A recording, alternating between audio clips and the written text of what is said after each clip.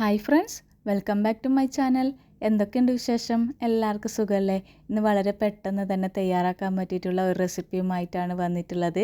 എങ്ങനെയെന്ന് കണ്ടു നോക്കാം. ഒരു പാത്രത്തിലേക്ക് അരക്കപ്പ് ചിരകിയ തേങ്ങ ചേർത്ത് കൊടുക്കുന്നുണ്ട്. ഇനി ഇതിലേക്ക് അരിഞ്ഞു വെച്ചിട്ടുള്ള ചെറിയ ഉള്ളിയാണ് ചേർത്ത് കൊടുക്കുന്നുള്ളത്. അതിനുശേഷം ഒരു ചെറിയ കഷ്ണം ഇഞ്ചി ചതച്ചതും ഒരു 5-6 അല്ലി വെളുത്തുള്ളി അരിഞ്ഞത് കൂടി ചേർത്ത് കൊടുക്കുന്നുണ്ട്. ഇനി എരിവിനനുസരിച്ച് പച്ചമുളക് കൂടി ചേർത്ത് കൊടുക്കാം. കുറച്ച് കറിവേപ്പില ചേർത്ത് കൊടുക്കുന്നുണ്ട്.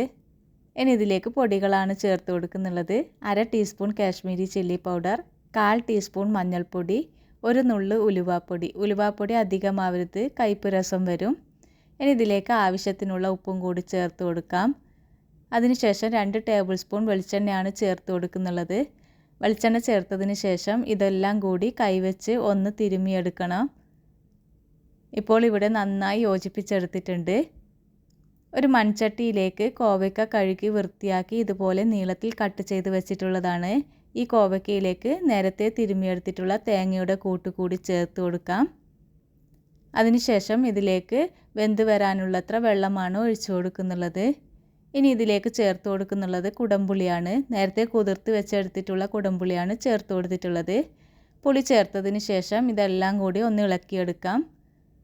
അതിനുശേഷം ലോ ഫ്ലെയിമിലിട്ട് ഇതൊന്ന് അടച്ച് വെച്ച് വേവിച്ചെടുക്കണം. കോവയ്ക്കയുടെ വെള്ളമൊക്കെ നന്നായി വറ്റി വന്നിട്ടുണ്ട്. ഇതൊന്ന് തുറന്ന് നോക്കാം. ഇപ്പോൾ അടിപൊളി ടേസ്റ്റി ആയിട്ടുള്ള കോവയ്ക്ക പീര ഇവിടെ റെഡി ആയിട്ടുണ്ട്. മീനില്ലെങ്കിലും നമ്മൾക്ക് ഇതുപോലെ കോവയ്ക്ക വെച്ച് നല്ലൊരു പീര റെഡിയാക്കാം. ഇനി കുറച്ച് കറിവേപ്പില കൂടി ചേർത്ത് കൊടുക്കുന്നുണ്ട്.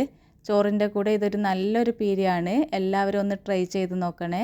എൻ്റെ വീഡിയോ ഇഷ്ടമായ ലൈക്ക് ചെയ്യാനും കമൻറ്റ് ചെയ്യാനും സബ്സ്ക്രൈബ് ചെയ്യാനും മറക്കരുതേ. Thank you for watching.